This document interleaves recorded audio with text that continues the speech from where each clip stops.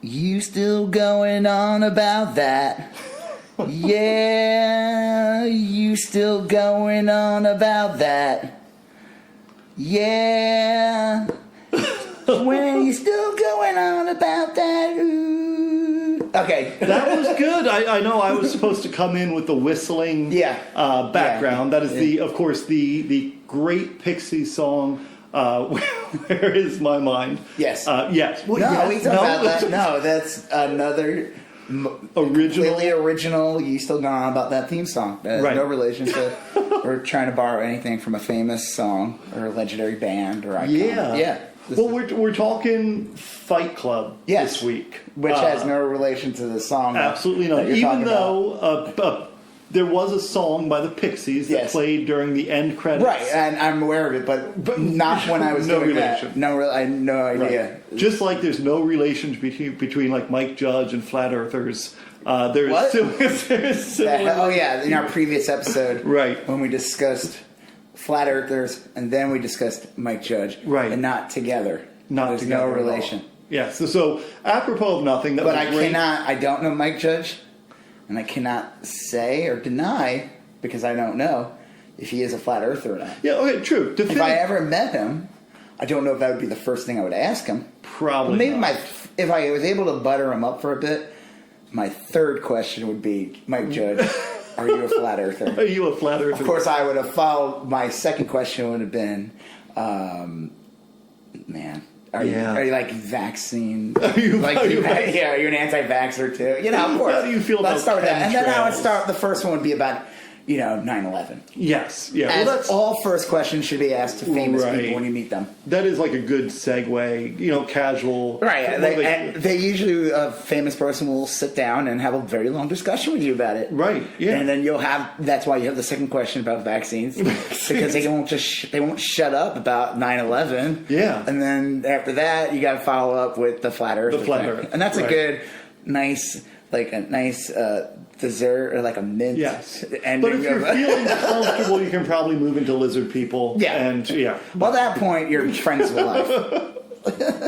So okay, this kind of. Oh, I'm sorry. Go ahead. I'm Rob Israel. I'm Joseph K. And this is You Still Going On About That? Yeah, absolutely. Okay. And we still are. This is like officially episode 9. We have a lost episode somewhere. Yeah, I don't think that's coming back. So this is the 9th episode. Yeah. And we've hit on a lot of movies that came out about 20 years ago. Lately, we started with dystopian futures because it's 2019 still. Yes. We're in March now. Could believe it.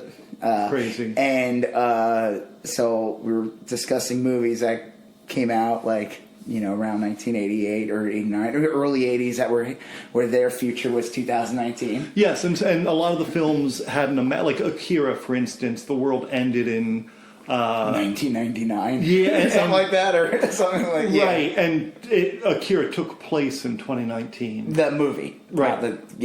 Yes, and Running Man, but. We kind of shifted, talked about a lot of different things, and then we started talking about. We realized, 2019 is also a big year for 20th anniversary of very key movies. Last week was Office Space. Office Space. Fight Club is this week. We talked about. Did we talk about another movie? Matrix. Matrix. Yep. Matrix. That was in our 7th episode. 20 years. Yep. Episode 1. Yeah. Yes, episode 1 will be 20 years old this year, so we're gonna have to follow up that. We're gonna have to talk about that soon. Right. No one's ever talked about episode 1 before. No, that's a blue ocean. Virgin grounds, like no one's ever discussed their love or hatred of this character called Jar Jar Binks. Yeah, I would say probably the internet needs more Star Wars commentary. Yes, I don't think there's enough. Right. I think, I look at YouTube and then I just see an empty there's nothing about Star Wars. I Google it, I search it on YouTube, I look it up on hashtags, and nothing comes up. Right. We're here to help fill that void. Fill that void. Well, but not right now. We're talking about Star Wars, right? Yeah. Okay. Right. Sorry. But tonight we're talking Fight Club. Yes, Fight Club, which you can't talk about. Right, yeah. So this podcast is over. The end. It's both. No, don't go anywhere. Don't shut it off. I was just kidding. But the first and second rule of Fight Club is that you shouldn't. We're breaking the first 2 rules of Fight Club. Don't they like forget about that later on? Yeah, that was kind of like a weird thing because just something cool to say in the trailers. Yeah, well, and then later on they developed new rules, and one of them was like Fight Club will always be free, and always trust Tyler. Like that was like they kind of morphed towards the end. Yeah. Well, it changes towards the end. I mean, okay, so just to discuss about Fight Club, I just remember the movie took a while to come out. I think it got delayed a little bit. I think it was supposed to come out a year earlier. Maybe it was supposed to come out a little earlier. I remember, and I saw it in the summer. I didn't read the book. You read the book. Did you read the book before you saw the movie? I read the book before I saw the movie. In the theater? Did you see it in the theater? I did not see the movie in the theater. The book came out in '96. Okay. And I had been living in Portland, Oregon for a few years prior to that, and that's where that author is from. Right. And I'd read a couple of his books, and he was, if I'm remembering right, he was on the tail end of that wave of Generation X authors. It was like Douglas Coupland wrote Generation X, Tales from Accelerated Culture. And then after that, there was like Bret Easton Ellison's Less Than Zero. There's all those. I'm trying to think of something. Rules of Attraction. Was that? Yes, that was another one. Yep. Maybe you could toss in Donna American Tartt's. Psycho. Yeah, right. Yeah. You could toss in maybe that Secret History from Donna Tartt. But then Chuck, I can never say his name right. Chuck Palahniuk. Palindrome. Palahniuk. He wrote Chuck Wood. He wrote Fight Club, which was amazing, and I kind of figured that was the end of the Generation X author explosion during the time in which it was occurring. And the movie came out 3 years later. I saw it on, I think I bought a DVD or something. I think I rented or bought the DVD. Okay. Back when people, I would buy DVDs back then. Even if I didn't see the movie, and I'd spot $15. I have a massive DVD collection in my house, and I never, ever touch it. Well, I'll tell you, if you did the math, there came a point where I'd spent a lot of money at Blockbuster, and the competitor, I forget the name of the competitor. A Hollywood Video. Yes. And then at least in New York when I was right. But they were $6 to rent for a weekend. Yeah, after rentals, not cheap. And it was $15 to own it, so it just seemed because even the joke is you probably never saw it again. Fight Club I watched more than once. That's a DVD that got multiple uses, and it was a great packaging. DVDs had around that time period. It felt like had great packaging until the studio started getting chintzy. Right, yeah. But they would put more effort into You're right. They used to come with inserts and some stuff. And that nice I forgot about that. Digipack they call them, where the case is not your generic throwaway plastic that could be replaced. It was it was definitely custom made for this. Yeah. And I have a whole bunch of those DVDs. So I guess it makes it kind of collectible and special. Well, and Fight Club rewards rewatching. Oh yeah, there's a lot of elements. Okay, so the thing about Fight Club was watching the trailers. It was just dudes beating the shit out of each other. Brad Pitt, Edward Norton. Yes, I was familiar with Edward Norton from he was in a Richard Gere movie. I don't remember that. Yeah, he's great in that. He's a complete psychopath in the end. But only at the end. There's a reveal at the end. I don't even know the name of the movie, so that's his first major film. I think he might have been in some other stuff. He did Larry Flint. Oh, I didn't. The Larry Flint movie with Woody Harrelson. Yeah, he's the lawyer. Oh, and he gets shot too. He's he's a lawyer. Yeah, and he's good in that. I mean, it was an Oliver Stone movie. That was an entertaining film. So he was in a bunch of other things too. I can't name off the list, but so I was familiar with him, and of course we all knew who Brad Pitt was. Yes, and he just did it's David Fincher, right? So he did Seven with him. Oh right? yeah, Seven came out before that, didn't it? The What's in the Box movie. Right, which is great. Yeah, the What's in the Box movie. Right. I think I've only saw that movie one time. There's people who love that film. I don't hate it. I don't know. I just never. It's okay. We're not gonna do a podcast on it. No. I saw it once on DVD. I think. And it came around again years later when it had garnered some sort of critical acclaim, and I rewatched it, and I didn't love it. It was dark. Do you think if Gwyneth Paltrow could sell her own head on Goop? Yeah. On her Goop site? Oh, mercy. If she could sell her own... she would still have her... I don't know. She would still have her head. So I'm not telling people What's in the box? I'm not trying to imply that she should have her head. Right, yes. Promoting violence. I'm just saying if she had the ability, do you think she would sell her own head Yeah. And they would call it something. What a mess that is. They would give it like a special name. Well, charcoal activated. I always said like Goop to me is like the they say like political horseshoes. Goop is like the opposite end of InfoWars, where you have people spending exorbitant money on crap on both two different political spectrums, right? But two extreme lifestyles, and I don't know. I mean, I'm sure someone would say, "Shut the hell up! You don't know what you're talking about." I don't know. I mean, that whole it's a joke. Goop thing seems shady. It's a terrible name. Well, it's a terrible name, and she. I don't know. I feel bad even saying this, but she just doesn't come across as like a super relatable. No, relatable is a better word than likable. She's been caught many times. I don't know if she's ever apologized. I don't expect her to apologize. Right? Why should she? But I don't know if she's showed any awareness. I mean, she comes from like a family of famous people, so she already had money. It's not like she came from the streets and became an actress, and she already had she already was in like a Hollywood bubble growing up, and became famous. And unfortunately, the reality is most Hollywood people. Oh yeah, it's like American aristocracy. It really is. It's like a reward. You get paid to play. Literally play. Yeah. Well, somewhat related is I saw on Twitter today the big news was that Kylie Jenner or one of the Jenner kids. Oh, speaking of what was named like the youngest self-made billionaire. Yeah, that was a while ago. Actually, I saw it on Twitter today. It was they must have announced. Yeah, I don't know if they announced. But like. Self-made? Yeah, I mean, that's the most Woody self-made and how you you had that's complete horseshit. I mean, there are self-made billionaires out there. Well, they compared her to Jeff Bezos, who, from what I understand, is reasonably self-made. Yeah, because previously he was the youngest self-made billionaire, except he was in his 50s and. I don't know. He worked his whole life, and here's what I do know. She's 21 and was already born rich and famous. She was born rich and famous. She was an extra on her older sister's show. I blame. You know whose fault this is? At the end of the day, for the old Jenners. Is it Brexit? No. No. O.J. Simpson. Yeah. Well, yes. It all goes back to O.J. Simpson. You would not have the Kardashians if the O.J. didn't allegedly cut off his ex-wife's head off. Right, which he totally did. Well, I'm not saying he did or didn't. You're right. But I will say though that they would not exist. No, they would not exist in this because they were all part of that. Well, her dad. Well, her father was the attorney. But they were part of that same social circle in Hollywood. Yeah. There's a horrible music video that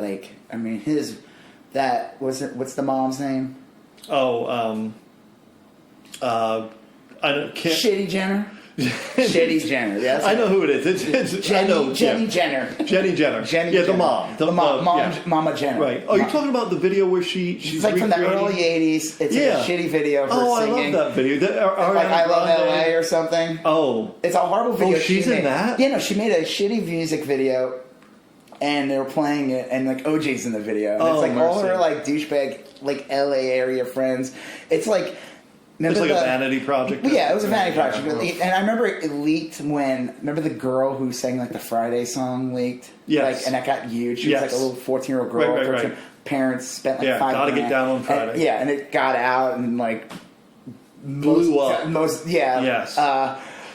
Well, they released that after someone got their hands on that, and they were like, "This is nice. Here's a vanity shitty video, and OJ's in the video." It's one of the funniest things. God. Kris Jenner. No, not Christine Jenner. What's the mom's name? I don't. Anyway, she guys, is in the new. Hey, maybe. I don't know if we've gotten any comments yet on our section. Yeah, I don't Leave a comment. Tell us who the Jenner's mom. I could look it up on my phone, but I refuse to in this one. I'd rather just stay ignorant on this. You're going to contribute. I'm just going to say her name is Mama Jenner. Yeah, just to make it sound like she's selling moonshine in the Ozarks. This has nothing to do with Fight Club. Okay, so the trailer, like I said, they give no allusions to what the real story is. As far as I know, it's just a bunch of dudes beating the shit out of each other in a basement, getting sweaty. Yes. And sweaty and bloody. And maybe the book was more, but there was a lot of it was a hyper masculine movie, but it was almost it wasn't campy, and it wasn't but it almost had a homoerotic bent to it. You know, I mean, there was... There is definitely, right. yeah, no, there is. I mean, yeah, I've seen the movie so many times, Yes. and I didn't actually rewatch it, but I watched like a ton of videos on YouTube the other day. Just like wanted to see like different opinions, because, you know, the movie's 20 years old, like we said in our other podcast. As these movies get older, they fall into different camps. Right. People take it over. People come up with new, like, everyone has these new interpretations, theories. yeah. You know, so Fight Club is like... gets now sandwiched in with like toxic masculinity, right? Proud Boys, yes. Like it falls in line with that. I would say I know the author has been approached about that. Yeah, they ask him if there are real fight clubs and stuff. Yeah, yeah.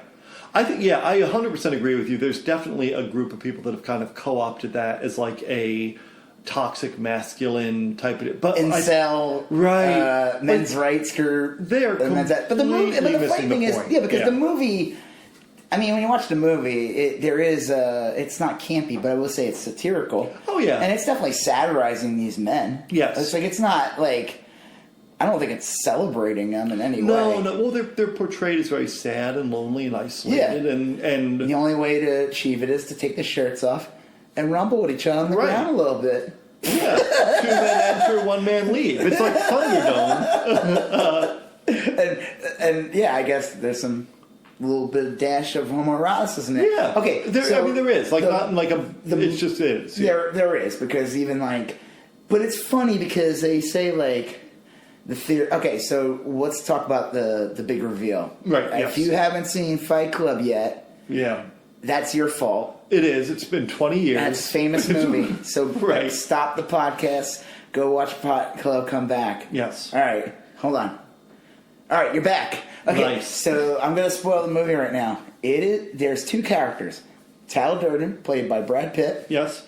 And Edward Norton, who has literally no name. Right, he's called the narrator. But he also, what does he always say all the time? Jack, or I am Jack's, like, he says this line all the time. Little smirk. Jack's little smirk. Like, or something. He's always something. He's Jack's something. Like, it's like almost like Ernest when he talks about Vern all the time. You know? Well, remember with that scene when he goes to his boss and he beats himself up in front of his boss? Yeah. He narrates that, going into that, saying, and now I'm Jack's little smirk, or say, I wish I remember. All right, well, let's reveal. He finds out, the character realizes that he is Tyler Durden. Yes, they are the same person, right? And they replay scenes and they show that he's beating himself up. They show all the clues. It's like, I would say it's about 2/3 into the movie. Yeah, it's deep halfway into the point. movie. You're like an hour into the movie at least, and it's revealed. Right, and it's like a Sixth Sense type of reveal in that which happened to come out the same year. Oh, did it? Yeah. Yeah, 1999. Oh, yeah, you're right. Yeah. But it's a similar dynamic. It's there's a scene, and I looked up the word for it because I couldn't remember. It's called, like, I'm going to butcher this word, ananeurosis or something. It came out the same year. Okay, and it's the moment in which the protagonist realizes something and the entire movie shifts as a result. The whole game is changed. Yes. The script is flipped. When Luke realizes that Darth Vader is his father. Yep, that's all when Charlton Heston realizes Soylent Green is people. Yep. It's everything you re-examine the world through a new lens. Right. Yeah. So where was I getting? Oh, okay. Yeah, so there's been these theories. The funny thing is, they say like this is homoeroticism between him and Brad Pitt. But would you call it that, or would you just call that straight up old school masturbation? Or like narcissism? Well, or something. Narcissism too. Yes, right. Straight up old school narcissism and masturbation. Because there's other theories that he is also. And I'm like, this one doesn't make any sense. Right. I mean... That he's also the girl? Yeah, that he's also the girl. Because he says a line or something when he says... when Tyler's fighting with her, he says he feels like he's with his parents. Yeah. And like, it just sounds like someone who would be like mentally ill or something, or had like abused as a child by his parents, that he would have those memories and create these 2 characters that are like his parents or something. Well, remember, for a while... the narrator, Edward Norton, thought that Tyler Durden and the girl might be the same person. Did he? Remember? Yeah. Well, I may be confluencing this with the book. Okay, I didn't read the book. The notion of like identity is completely Well, up she in the air. follows him in every. The beginning of the Self-help movie groups, yeah. is the main character goes to self-help groups that he doesn't need to be in. Right, which is so. He goes to like a testicular cancer survivor, right? Which is weird because that's like an emasculating type right, of which plays into the whole yeah. movie with right. tox. There's a lot going on right, here, yeah. and that's where he meets Meatloaf. What's the guy's name? Yeah, the guy they dubbed Robert Paulson later on. Yes. Okay, right, the one with the bitch tits. Right. Yeah. Which I remember when I first saw the trailer. They only show him for a second. Right. And I think they didn't show that part of the trailer on TV. They showed that in the theater. Yeah. And I was just like, what? I'm like, wait, why does Meatloaf have giant boobs? What do they call that? A red line trailer? Isn't there a name for like trailers? They have that now. It's called like Red Band. Okay. Back then, they didn't. I don't know what they call it. They might have. Usually, it was a trailer that would play with a rated R movie or maybe with a rated R DVD. They wouldn't play that with SpongeBob. Right. Yeah. Hopefully not. Although Patrick, I don't know. Yeah, anyway, Patrick would definitely be the Meatloaf character in Fight Club. I kind of want to see a recreation of Fight Club with SpongeBob. Right, SpongeBob. Like, right. And he would be like, he really would be Squidward.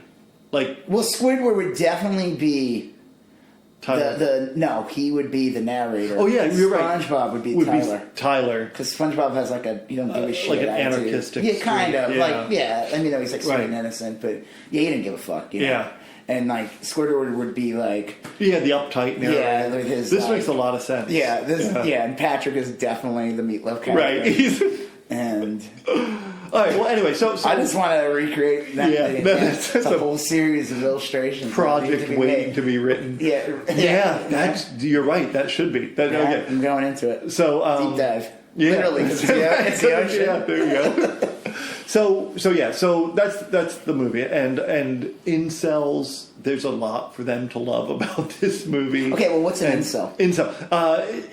Involuntarily celibate, right? And isn't that what the portmanteau is? It's like, I guess so. Yeah, I don't know. It's like all these different the internet, and even the funny thing is everyone acts like none of these things existed before the internet. Oh, they were all there. Things all existed before the internet. You had zines, you had underground groups, you had all kinds of niche circles and everything. Now it's just easier. If anything, people are just lazier now. Yeah. People actually have to go out and meet each other or go out in a group. Back in the what do they call them, the 70s and 80s, the internet was CB radio. Yeah, probably. Yeah, that's actually I knew people who used CB a good radio. analogy. Yeah, people would use CB radio and meet each other through CB radio. Yeah, and that was an odd group of people. I'll bet. Yeah, yes. I knew someone who was big in the CB radio. Right. So I wasn't part of that world. Right. But I definitely got to witness a little bit of it. Yeah, that's one of those mysteries that's best left unsolved. Yeah, but that was pre-internet. So all these everyone just thinks that none of this stuff existed before 4chan, Reddit. But it did. It all did, and the internet's also been around a very long time. So this stuff has existed in chat rooms and exist in AOL 30 years ago. Right. The fact is, I feel like the one thing about Fight Club. The movie's 20 years old. Yeah. But I will say it aged very well. Oh, super well. Yeah. You don't... It does not, except for some technology, which honestly you could ignore. The only big piece that's missing is the iPhone. Yeah. That movie could take place today. The messaging in that movie is not much different. No, in fact... corporations... If anything, it's more... It's if anything, it excelled. So it's definitely unlike I would say we were talking about the Matrix and there's some elements that I feel like I could have someone watch Fight Club. Don't tell them what year the movie was made, and they might think the movie was maybe at most 5-10 years old. Right. The only now that I'm thinking about it, the only thing and I thought of this. I watched a bunch of clips last night on YouTube. I'd say probably 70% of the movie, and there's that one scene where Edward Norton is beating himself up in his boss's office. Yeah. And it's going on, then the boss calls for security, and security's on the way up.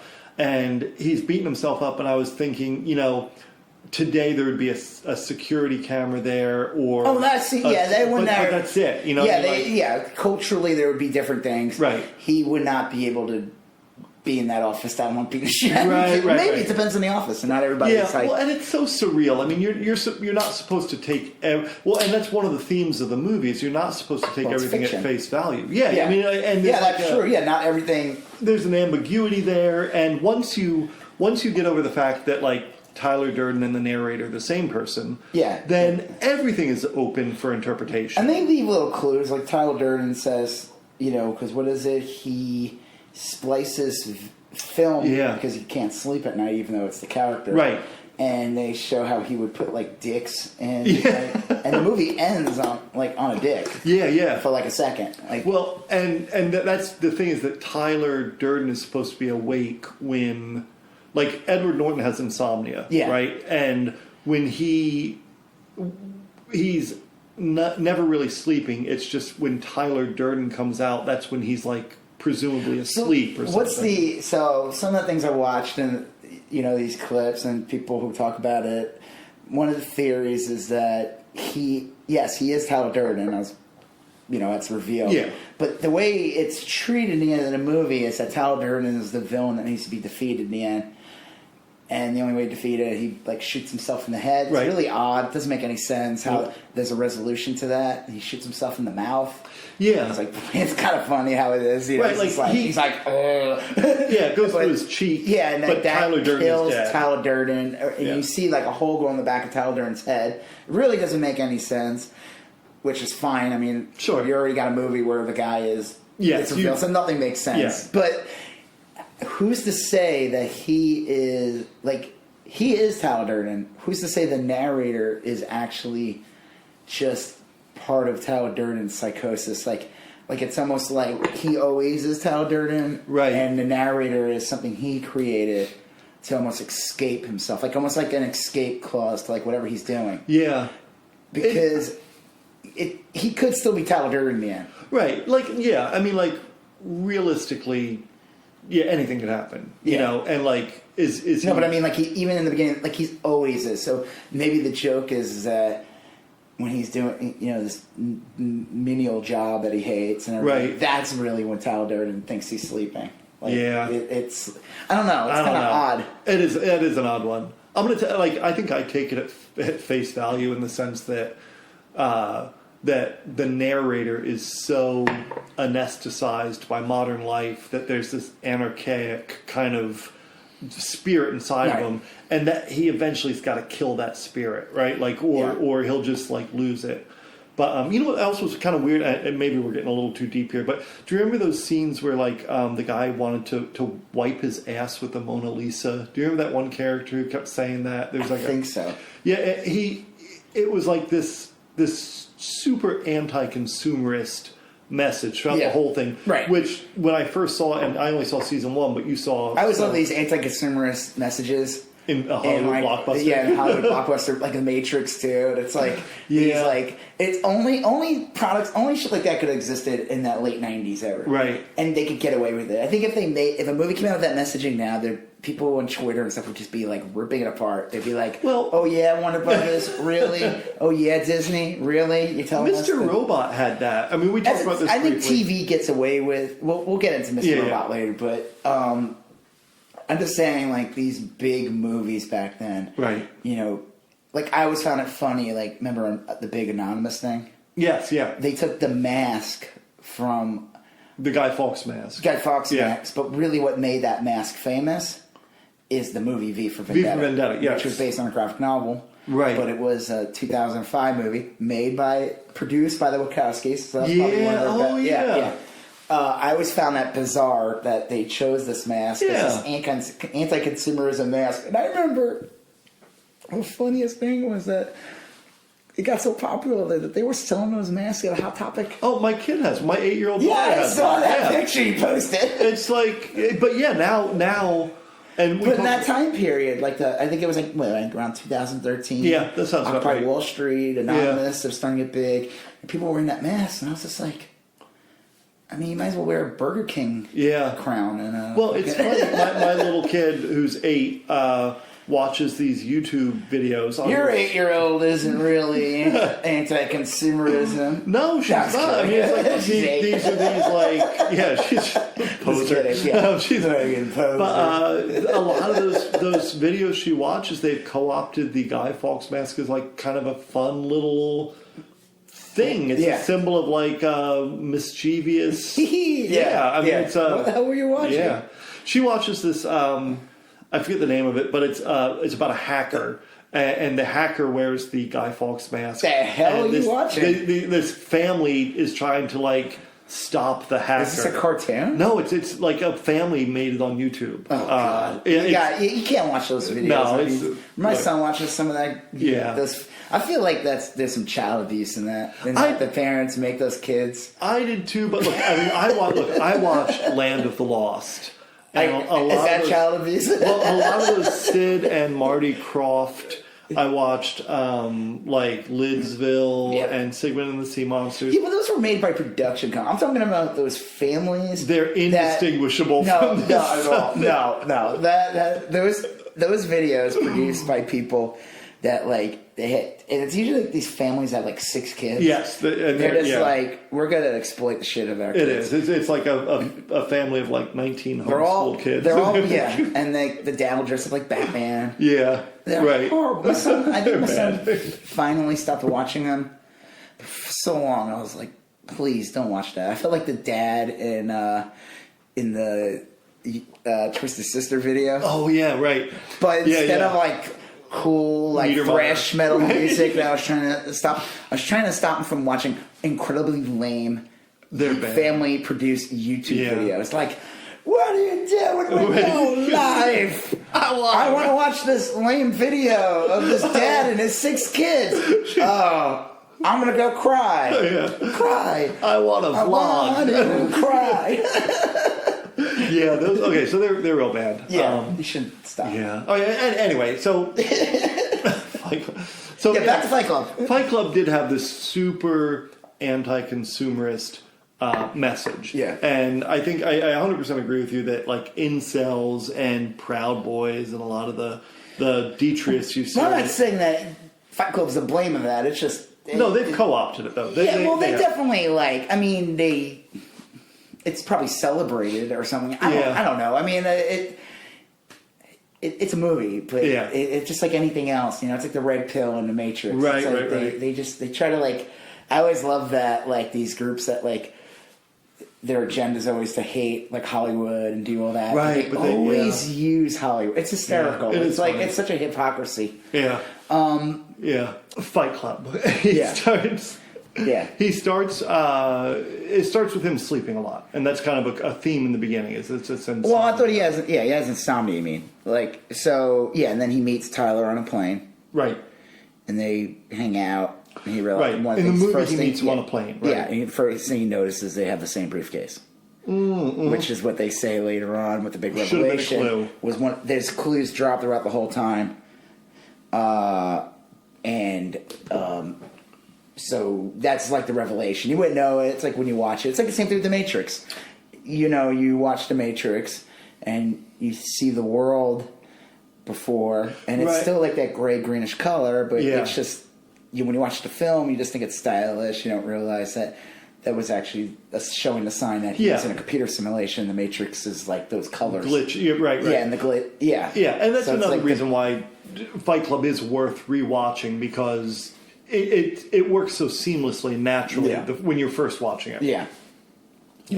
So now you were going to go in about. Well, the thing is, like, it's interesting about clubs in general, like how they start out small. So, like, you know, it's them beating the crap out of each other in the parking lot. Right. You know, when you're unaware of everything. Yes. Unaware. When we're talking now, we're not aware that they're the same person. They're just two dudes. They met each other.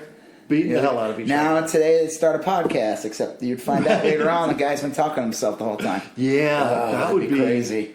That's something. I'm Rob Israel, and I'm Rob Israel, and this is that would have been a great reveal if this had been one person and we had done like 50-some episodes. That would be bizarre. Yeah, definitely. And my wife's just like, "Oh, you're gonna do your podcast right, again?" Right. It's just like me in the garage. So they meet. People start slowly joining. Yes. And it's fun. They don't beat the crap out of each other. It's like part of like this male bonding. You're getting out their aggressions, and then like Tyler's spewing his bullshit. Right. And the funny thing about Tyler Durden is he's like this. It's played by Brad Pitt, who's a freaking Hollywood mega. He's star, an Adonis. Yeah. I mean, he's like Edward Norton is the everyman. Yeah, sure. Like he's not being picked to play Thor. No. He did get to play Bruce Banner, which makes sense. Oh yeah, he did. You're right. He played Bruce Banner. That was a good version of the Hulk, I thought. I liked it. That's the one where he was it's a shame that it's a shame that he's known for being like behind the scenes pain in the ass, supposedly. Oh, is he? I was going to say because I remember him being big in American History X, and that's really where his reputation of being a behind the scenes pain in the ass. Okay. Supposedly he hijacked the film from the director. Okay. But if you looked at that director's other projects, it was maybe for the best. And you look at you'd realize, okay, you know what? Maybe Edward Norton's like a dick, but we all got a better movie out of it. we got a better movie out of it. And he kind of did the same thing with Hulk, and this was like pre-Disney occupying Marvel. So they weren't going to put up that shit. He was the second Hulk. The first one was Eric Bana. And Eric Bana playing Bruce Banner. I always liked that his name was Bana. It'd be like someone from Boston was like, hey, it's Bruce Banner. And that was Anne what's that director's name? Ang Lee, yeah. That's a horrible movie. Right. It's garbage. The CGI is so bad. It's not even just that. It's just terrible. A bad movie. Yeah, I mean, he looks like Shrek. He does. Yeah, it's bad. I mean, it came out in 2003. So. And the second one was with Edward Norton. Yeah, it's a better movie. I thought that was quite good. But then Mark Ruffalo came along, and he's great. He's the best. Yeah, he's the best one. I mean, it's also tied and everything. Okay, well, that has... And then, in a way, that's kind of like a Fight Club, too, with the Avengers. Yeah. Okay, well, let's just go back to Fight Club. Sure. So, it's just like any club. It starts out, and like I said, they're all having fun, and then Tyler's spewing his... anti-this. I just love it. He's like this pretty model man, and he's just like... talking about like how hard the world is and everything. It's like maybe not for you, buddy. Right. You know what? But then when you find out in the end that that's who he thinks he's seeing, it makes sense. It's an idealized version. Yeah, it's an idealized version of himself, hyper masculine. He's like constantly like perfect six pack and all that. Well, he was probably. That was at the height of him being like a sex symbol. Yeah, and that's peak Brad Pitt. Yeah, peak Pitt. In fact, someone on Twitter today said, because I was looking up Fight Club stuff when I got home, and someone on Twitter said that that was his most attractive role, and like a ton of people were agreeing, like, yes, that was the hottest. And you know what part I hated the most in that movie? Fucking hate that scene so much. It's the part when he's sitting there, his head's kind of like shaved a little. He's wearing that stupid fur coat. Oh yeah, I hate that scene so much. Yeah. And that's like really where like you start to realize something's up. Right. And he's like really regurgitating the bullshit.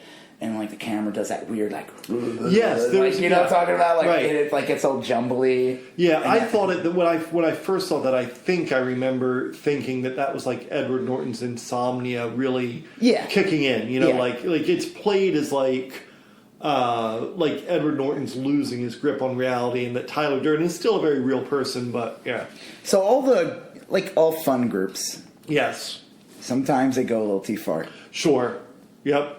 There were some fun groups in history. Yeah. They were called the Nazis. Right. Right. I'm just kidding. Guys at the Spawn Ranch. The what? The Spawn. Isn't that where Charles Manson's people hung out? The Spawn Ranch. Oh, yeah. What's that other one? Keith Haring, Waco? Yeah. Right. Just fun. Jonestown. Little clubs that, start out. Yeah. Good natured. Just want to meet some people. And then it just turns into like this next thing you know, someone's got a pig's head on a stake, and they're like holding the conch, right? And they're killing each other. So all of a sudden, Fight Club is not Fight Club anymore. It's this bizarre terrorist organization, Operation Chaos. Yeah, what was the name of it? I think so. Yeah, it was like Project Mayhem. Yeah, Project Mayhem. Yeah, that's it. Okay, right. Yeah. And they were a legit full-fledged straight up terrorist group. And he's not even aware of it. He finds out later. There are some scenes throughout it. Like, there's that part when him and Tyler go into, like, the convenience store. Yeah. And he puts a gun to the guy's head, telling him, like, how he's gonna, like, go back to school and change his life, and he's gonna, like, he's like, I'm gonna hold on to your, like, license or something, and if I don't see you in a year, I'm gonna kill you. And then I guess you find out later, you see, like, a ton of licenses that he has collected. That's so crazy. And then, so that's, like, the first signs that, like, okay, something's up. It's just getting crazier at this point. Yeah. Well, it really starts, I think, when you first see it, you get the feeling that you're Edward Norton and that things are quickly... Which is what it makes sense. Yeah. He is the narrator. He is the every person. Right. Tyler is... It's like... it's like anything. He's the introductory character. Yes. It's like any other classic Hollywood thing. Right. He's going to guide you in this he's the world. guide into the wacky world of homoerotic pit fighting. Yeah. Bare knuckle. Bare knuckle. Pit fighting. Sweaty boys. No shirt, no shoes. That's like one of the rules. That's like two of the rules. Is like... You can't wear a shirt or shoes in the Fight Club. There's like 10 rules, and that's like number 6 and 7 or something. It's like the opposite of it's like people were angry they couldn't go to like their favorite food place to eat. And it's like, you can't be served without a shirt or shoes. That's like, you know what? Yes. Take that, Shoney's. We're going to do the opposite. We're going to only take personal checks. And they would take that, Shoney's. Yeah. All right, so it became a full-on terrorist group. Yeah, he's like realizes that Tyler's been doing all these different things, going around and like recruiting people. They have multiple locations now. Did they ever declare like where he was living in the movie, or was it kind of just like in every city? Well, I don't recall. I mean, I remember that. I want to say it was like Los Angeles, but I think I'm probably making that up in my head. When they blew up all the buildings in the end, was that supposed to be Delaware? Because isn't like all the credit card companies like in Delaware? Yes, you're right. That is a huge... Because they have like no regulations for banking. You can thank Joe Biden for that one. Well, God, I love Joe. I do too. But he's Delaware's like responsible for a lot of people being in debt. Tiny town. Yeah, it's like the tiniest. It's like I think it's like after Rhode Island, it's the smallest state. It is. You could probably go from one end of the state to the other in a cab card buildings for like $20. It's all credit card buildings. Yeah. They took the profits and recently had the entire state carpeted. Yep. I think I'm just stealing Arthur jokes now. Arthur? Remember the movie Arthur with Dudley Moore? Yeah, the one lovable drunk. Right. Yeah, lovable, rich, centric drunk. Yeah. Liza Minnelli. Okay, anyway, so it's a terror story. Save that for another podcast. We're going to talk about Arthur, guys. Yeah, well, didn't they try to remake that? Yeah, they did. It was horrible. With Jude Law? No, he's that wacky. Man, what's his name? Mr. Bean? No, that would be good. Be awesome. Mr. Bean. He'd just be like, yeah. No, I mean like, crap. What's his name? I have Tall, no idea. lanky. He's got like a longer hair, and he's like a wacky British guy, and he's like talks really extreme. Yeah, I know exactly what you mean. The guy, he was married to Katy Perry briefly. Yes, and I can't remember his name. Yeah, he's Mr. Perry. Yeah, Mr. Perry. As Katy would probably refer to him. Yeah, and he was in Get Him to the Greek or something. I think so. Couples. Yeah, but he wasn't a failed remake of Arthur. Right. Yeah. Who cares? All right. Well, let's move on. Okay, that's it. We did our Arthur podcast. Yeah. Right. Sandwiched in the middle of this fight club. As small as Rhode Island. Yeah. Yeah. So, he starts to realize Project Mayhem is not like, what the hell's going on here? And now when he realizes that, and he's going to places. Is he already know that he's Tyler Durden at that point? Well, because when he goes to the place and the guy's like says, "You told us we have to cut your balls off." Right. Yeah. If you told us this and this, like we're gonna have to cut your balls off. Yeah. Yeah. There's a lot of ball talk, and it's a very masculine centric movie. I mean, which again. Hey guys, there's nothing wrong with that. You can call us soy boys if you want. Yeah. Well, other derogatory statements. Yeah. I don't fucking care. Right, yeah. No, I mean, that's all cool. But it is... fucking cooks. It's a lot of... You ever heard that? Yeah. Yeah, that's like I love like these... all right, I'm going to take a little segue. Yeah. douchebag internet talk. So I post some political art once in a while. Sure, yeah, which is great. And I get, well, thank you. Thanks. And I get a lot of comments. Sometimes they're good, sometimes they're horrible. Sometimes, usually, like, they're from private accounts. What would you put your ratio at? Okay, it's usually when I post political stuff. Sure. Or post something that's like... Well, people who follow you probably like you to begin with, so it's going to be a little inflated on the positive side. But yeah. What do you think, like 80-20? It depends. On a political post, like 80-20. Okay, depending on what it was. Like, I posted something on that Covington kid. Oh, so yeah. It was like a barrage of people. And these were people who weren't following me. Right. And I wasn't even using hashtags. So I'm like... Are you just coming out? It's like I left a banana peel out, and there's all these like fruit flies that came out of nowhere. I'm like, where the fuck are you coming from? Yeah. These people were not following me. They were all private accounts, and they were all like generating the same bullshit phrase to see the video. So I get these. But I'm not gonna talk about something specific. Just any type of anti-Trump or any type of anti-gun, anything like whatever it is. I'll get these typical comments, and I'm like, who are you trying to offend? These words mean nothing to me. Maybe I'm too old. Maybe because I'm 40, 41. Right. These words have no meaning to me. Cuck, soy boy, beta. These are all like, to me, like the people that are saying that are beta males, are soy boys, and are cucks. Right. If you're calling somebody a cuck, you know what? Yeah. You're a cuck. You're a fucking cuck. Which, I mean, like... I just have to get that out of the way. Yeah. These words have nothing to me. I think it's like, I don't know how old these people that are saying these words. They're probably they could be anywhere from 12 to 65. Yeah. And I'm sure they're sprinkled generously through them. I know a lot of them are probably like 14-year-old kids. Yeah, but they're probably like in their 20s. Late 20s. Those words mean something to them because of that era. I could call them words. I mean, to me, like... Well, to me, it'd be like if someone called me a square. You know, like... Oh, no, not a square. Like, you dip. Yeah, like, what would dipstick. Like, hey, sit and spin, Potsy Weber. Those have, like, the same... Like, if someone were to call me a cuck, it would have the same, like, emotional impact if someone called me square. You know? Like, I guess. I mean... like, a cuck is supposed to be something worse than a square. Yeah. Like, it's... Well, it's like it's short for cuckold, right? Like you let. Well, it's demasculating. Yeah. It's all these terms. It's all hyper masculine, right? And it plays into like the Fight Club thing of like calling someone a soy boy. Like, I get it. It's like is it because soy is like raises your estrogen, and you're not eating meat, right? So you're like guess what? I eat meat. Right. Fuck you. Now, Joe, on the other hand, he's a soy boy. He's a vegetarian. That's like 100% legit. Throw those insults at him, okay? Yeah. So, it's weird. really pathetic. And I would just be like, these words, I'm like, I don't leave insulted. There's things, I mean, trust me, there's ways that you guys can insult me. Oh, yeah. None of those insult me. No, people can get under my skin. There's no question about that. I mean, I may not let it be known or I may not show it, but yeah, there's clearly ways. Those cock and stuff, that's not one of the ways. I'm like, I just feel like it's like that group of people that are saying these words. Yeah. Those words mean something to them. Right. I'm like even wondering people like who are like 15 now who are not part of that group. Yeah. Does the word cuck bother them? It doesn't. I don't think it does. I wonder if it. I don't know. I just feel like it's this very like these like internet troll like incel.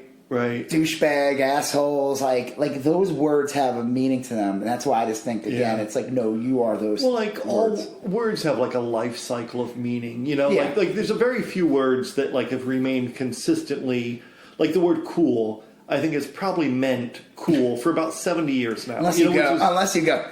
Cool. Right, yeah, I guess you're right. More like... there's like an inflection or something. Yeah, you're right. Well, maybe that's a good point. Cool. But like that's one of the few words that ostensibly has kind of retained its original meaning for a while.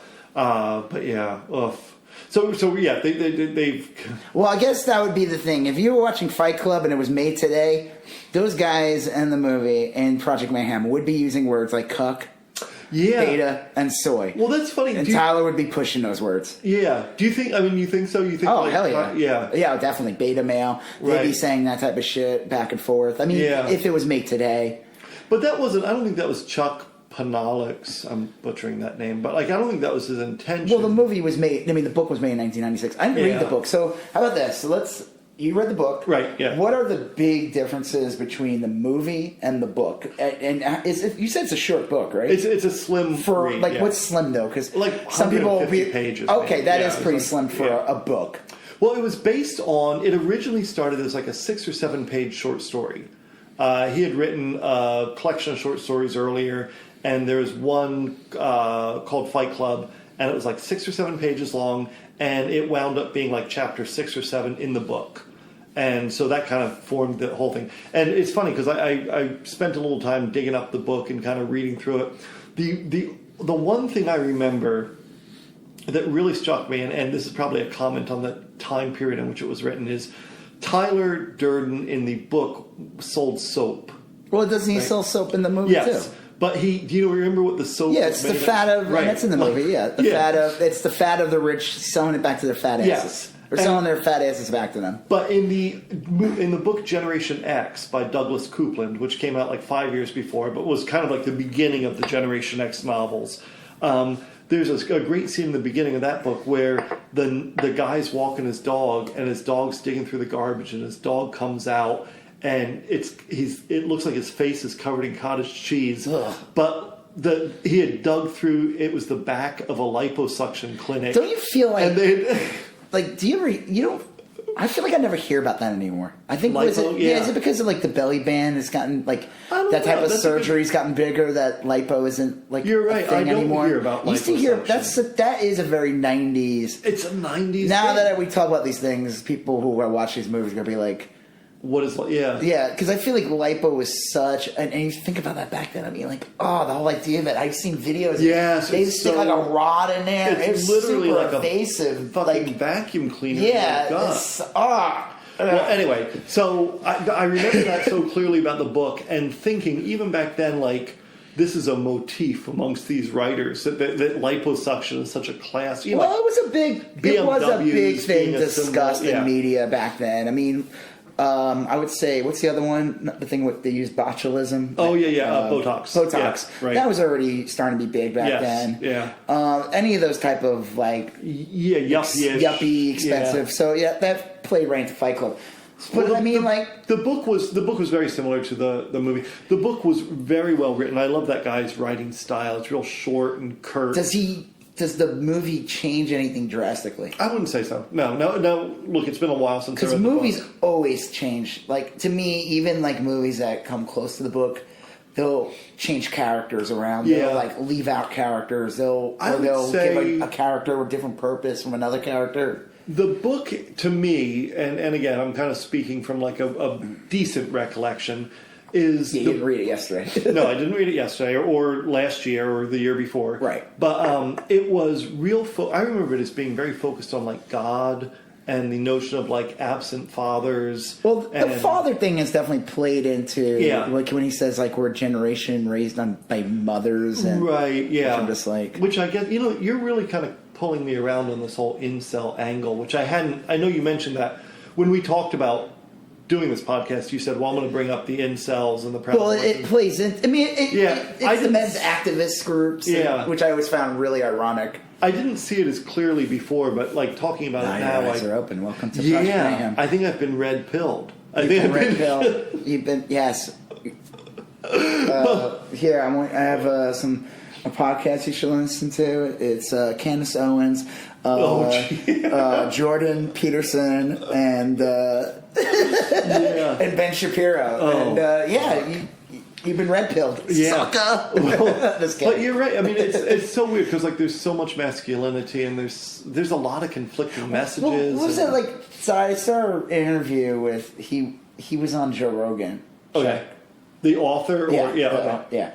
And he said that, like, there's a lot of... The way he was looking at Fight Club was that there's all these, like, movies and books that are almost, like, relegated to women. like Joy Luck Club. Yes, I saw the same thing. Yeah. Okay, and the Yaya sister. Yeah. Those traveling pants. All the pants. Yeah. Those pants travel. They get around. Oh yeah. Yeah. My wife loved the traveling pants. Dirty books and pants. Those films. filthy, dirty pants. The pants were magical because they fit every character. Yet they all had that. One girl had a big butt. The other girl had America, no butt. Whatever her name was. And she was she was a little heavier back then. So yes. Yeah. Now. You know what? I don't care. Yeah, I'm not going to get into it. Okay, so did the pans grow as they put them on, or would they use some CGI, or did the pans they just put them on? Yeah, those are okay. Like just all of a sudden the pants just look really fake CGI for a second. Yeah, I didn't watch the films, but my wife loved them. No, and she bought the DVD. The first. I've owned a lot of DVDs and movies that I'm like, why do I own this? Okay, so he said that he viewed it as a movie that could be for men. So there is no hiding. They don't hide the fact that this is a male centric movie. It is. And people could look at it and say, oh, this is a celebration of toxic masculinity. I think when you watch the movie though, I mean, depending on the eyes of the person watching it, everyone has different perspective on things. And like I said, people usually the worst group of people take ownership of something. Yeah.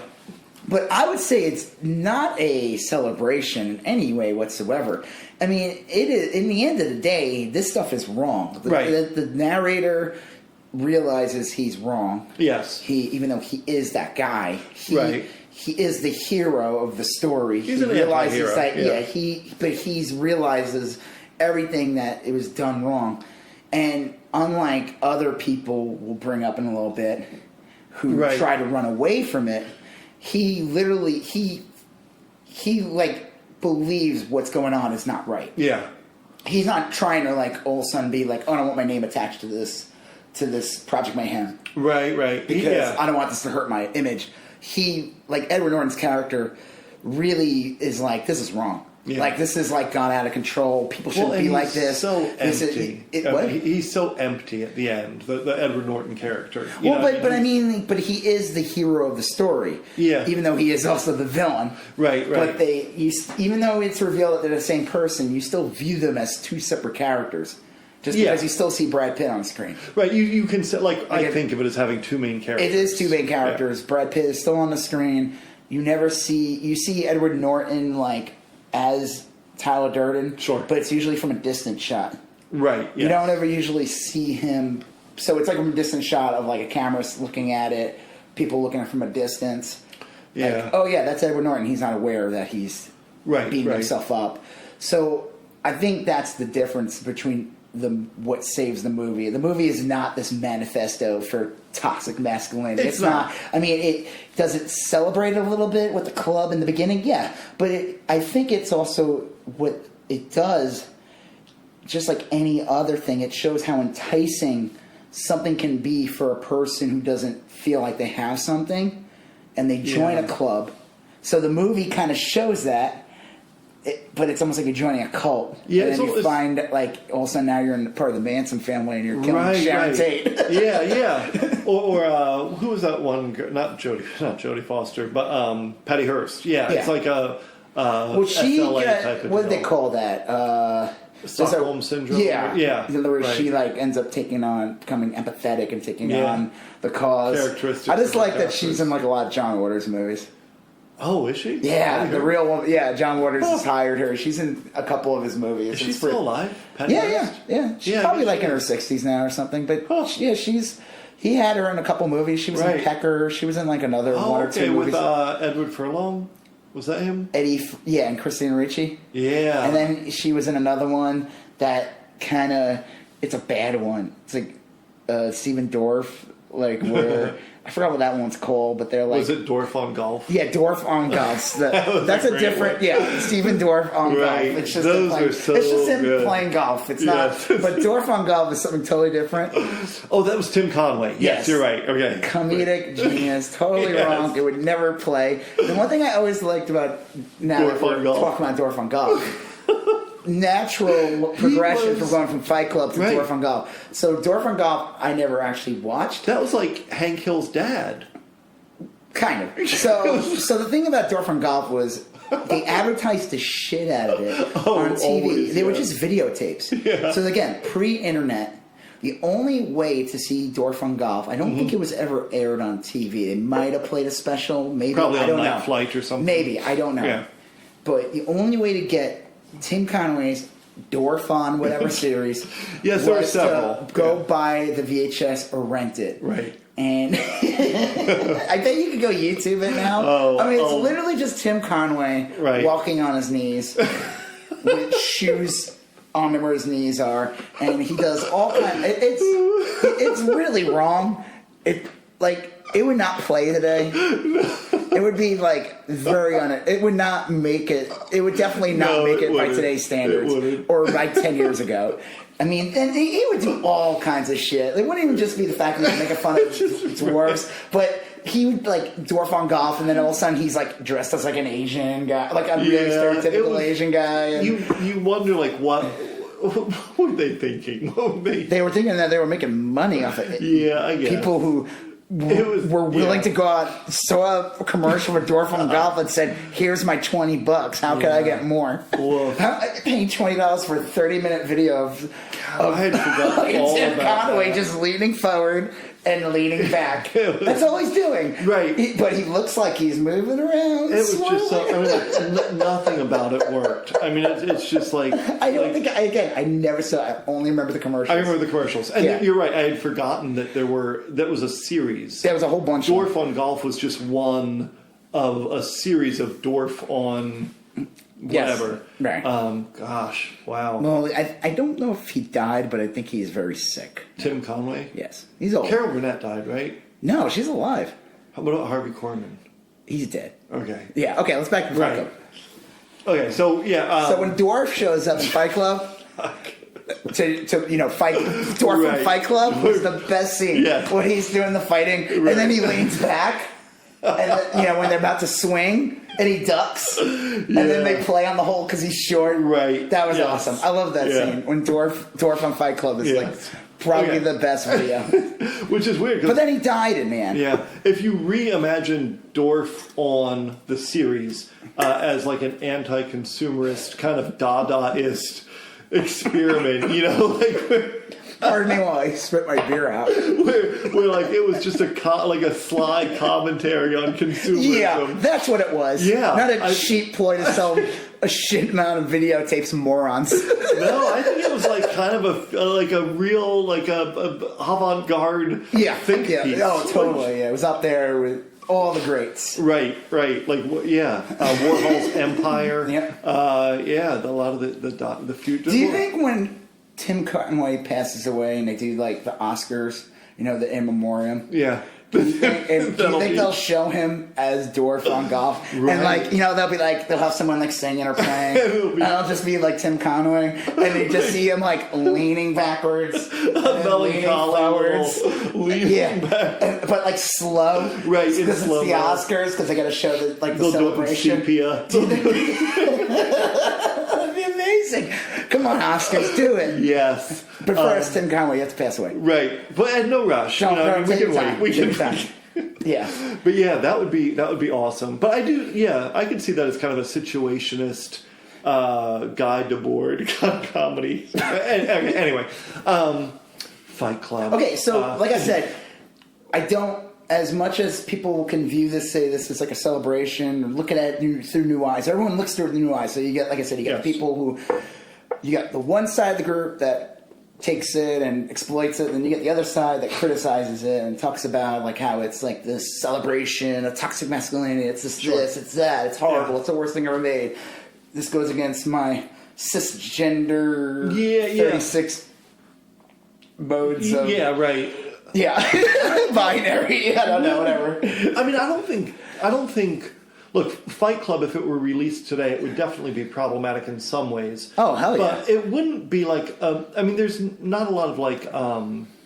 It's a super male centric movie. The female Heather Graham, is that? No, it's man, you're on a Heather Graham kick because last week you said Heather Graham for something else, right? And it wasn't. No, it wasn't her. I said Heather Graham played the girl in Hunger Games. Yes. And it wasn't her. No. It was Rachel McAdams or something. You could just imagine Heather Graham's in it, though. Yeah, I might do that. Heather Graham on Dorf on Golf. Right, Heather Graham on Golf. That just sounds like a... That sounds like a straight-to-video, like, Pornhub type. Yeah, that was a scene in Boogie Nights that they cut out. Oh, that wow. It didn't make it through the cutting room floor. Yeah, right. Roller Girl does Dorf on Golf. That was her finest moment. Yeah. Or wasn't she in Planet of the Apes as like the smart? No, again, you are. That wasn't Heather Graham? Oh, okay, no. The woman from Fight Club is the smart ape from. Who is that? That was Tim Burton's ex-wife. Right, that's not Heather Graham. All right, I'm gonna have to get my tricorder. No, that's got to be. They Heather don't even Graham. look anything alike. Well, not when she's dressed as an ape, but like, okay. Hold on one second. Yeah. So you keep saying Heather Graham. Yes. Okay. No. Right. Helen Bonham Carter. Helena Bonham Carter. And I've completely merged those two in my mind because if you ask me, Helena Bonham Carter was in Harry Potter. Yeah, right? she plays one of the witches. Bellatrix Strange. Sure. Yeah, and I would have sworn that was Heather Graham. But Heather Graham was not in Harry Potter. No, she was in Almost Famous. She doesn't look anything like... No. Right. Heather Graham was in Almost Famous. No. Who's that? That is... You're talking about the main character? Yeah. That's Goldie Hawn's daughter. Penny Lane was the girl's name. It's not Heather Graham. I think you were merging Heather Graham's silly character from the very amazing Austin Powers 2 sequel. Powers sequel. Austin Powers 2. Right. Where she dresses in a very similar outfit to the Penny Lane character because it takes place kind of in the same era. Penny Lane was Goldie Hawn's daughter. Yeah. Who's that? I forget. I was about to say Katy Perry. It's not Katy Perry. No, it's Kate Hudson. Yes. Wow. Okay, so in my head, Kate Hudson, Heather Grant, Helen, who's... Okay, never mind. H.B. Carter. Yes, H.B. Carter is Marla. Right. She's like there's like one or two other women in the movie. They're hardly in it. But there's not many women. There's like the cancer patient lady. But like Helena Bonham Carter, Marla, we'll call her Marla. Marla's not portrayed any better or worse than she's Edward portrayed Norton. horribly. Yeah, but Edward Norton. No, she's like a horrendous. She's a horrendous person. I mean, she's but like Edward Norton, right? Edward Norton again. You're supposed to sympathize with him. He's like every man who's just done with. He's constantly. He works for a company that makes him travel. So the whole when he goes through the single serving packets, doing all those different things, and that's when he's always traveling. That's when Tyler Durden does that one of the pranks was to go on planes. Yeah. Because he says how the air that's being dropped down is not meant for you to survive, but meant to ease you into death when the plane crashes. Right. So they went and they changed all the manuals to show really what happens to you. Oh, jeez, yeah. Yeah, which again, it's he was horrible, a but prankster. It's a pranking. It's it's culture jamming, or it's fucking with the system. Right. No one's dying yet. Right. Yeah. Yeah. Right. But it was actually, I was joking about it before, but it was kind of like the Situationists or the what are those? The Principia Discordians or whatever. Those intellectual groups that just sort of culture jam. Yeah. It's that kind of thing. What's the crap? They had documentaries about them. These guys, and they'll pretend one of them pretend to be was able to get on TV and pretend he was a representative of Dow. Oh, and he claimed that they were gonna give money back to India, and he actually by doing that, the stock of Dow dropped. Right, because of the Bhopal thing or something. Yeah. Gosh, yeah. Yeah, it's. I don't have to look them up. Right. But it kind of plays up that. Yeah. So if you're again, what makes these groups enticing? Oh, that's cool, man. I want to join this group. They're against everything that's holding me down or holding the system. So he's probably explains a lot of Trump voters, right? Well, I mean, it's the culture of, but I think the twist here is what do people think is holding them down? So when people think culture dictates things, right. They are the power. When in reality they don't have the power.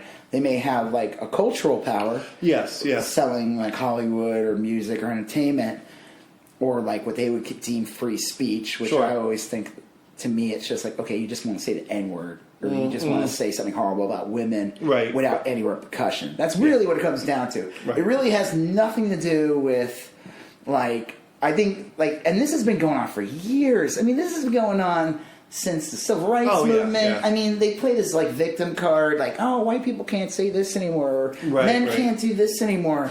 You know, oh man, I wish I could have worked back in the Mad Men days. I could have slapped a lady on the ass, and everything, and then it would have been great. That is super terrible. You know, but that's where like those type of groups fall in. So I think the difference in Fight Club, I don't feel like they play on that. Right. They're playing more on just like the system, the whole system in general, holding it down. Not this like what you would consider like PC norms. Like, they don't really play on to the whole PC thing. No, I never got that feeling. I always, like I said, before we started talking about it, I always thought of it as a pretty fairly straightforward anti-consumerist thing. Which affects everybody. Right.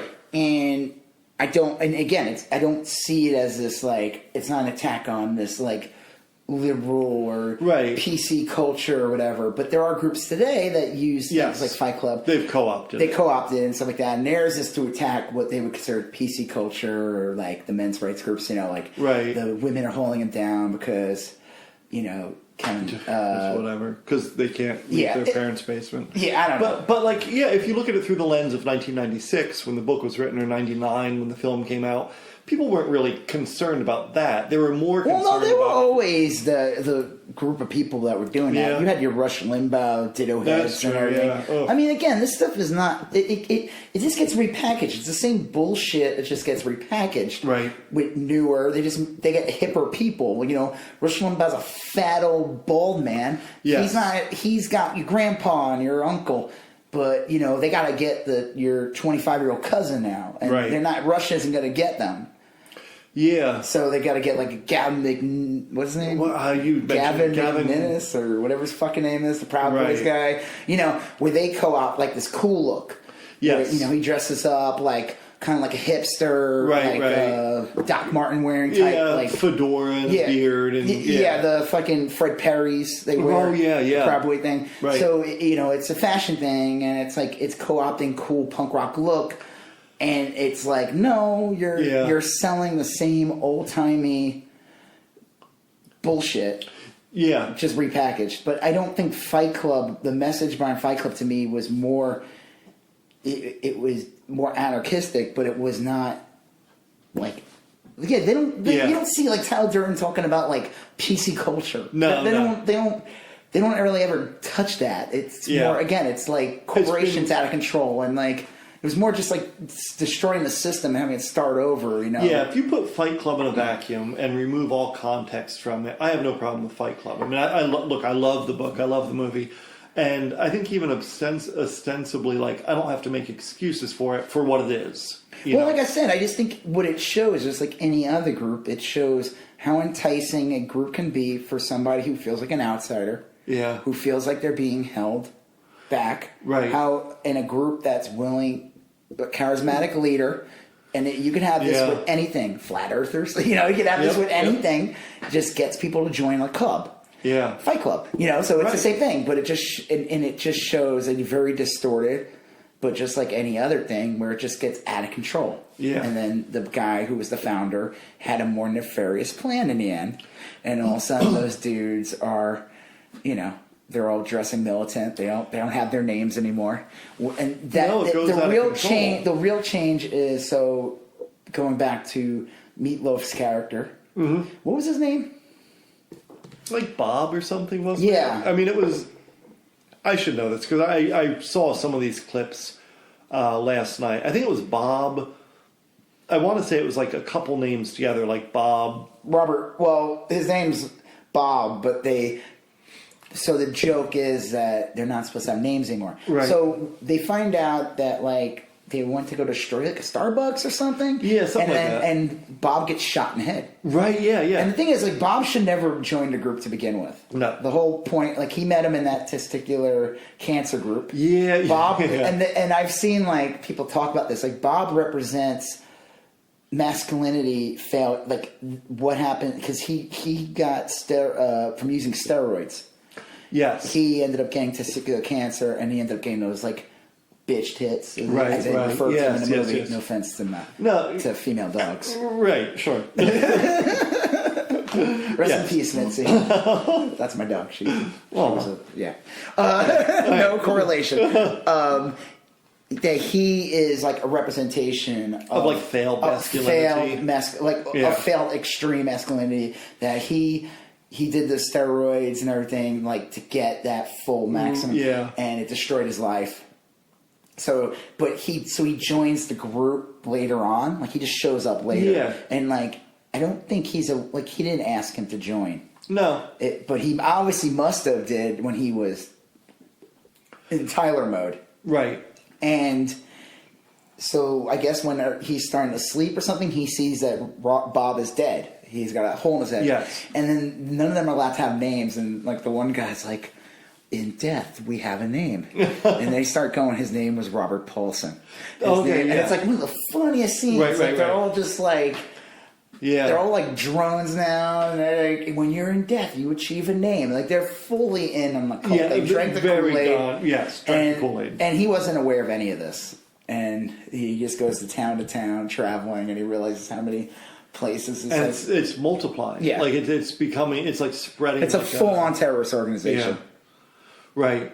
And at the end, it concludes, and you get the idea that it's going to get worse. Well, they accomplish the goal. Even though he supposedly defeats Tyler in the end, the goal is still accomplished. Right. They still blow up the buildings. Yes. And there's still the message is, so, like, it's still open-ended. Maybe he removes himself. So, Did you read the graphic? And I didn't know this before yesterday. What? There were graphic novels. Fight Club 2.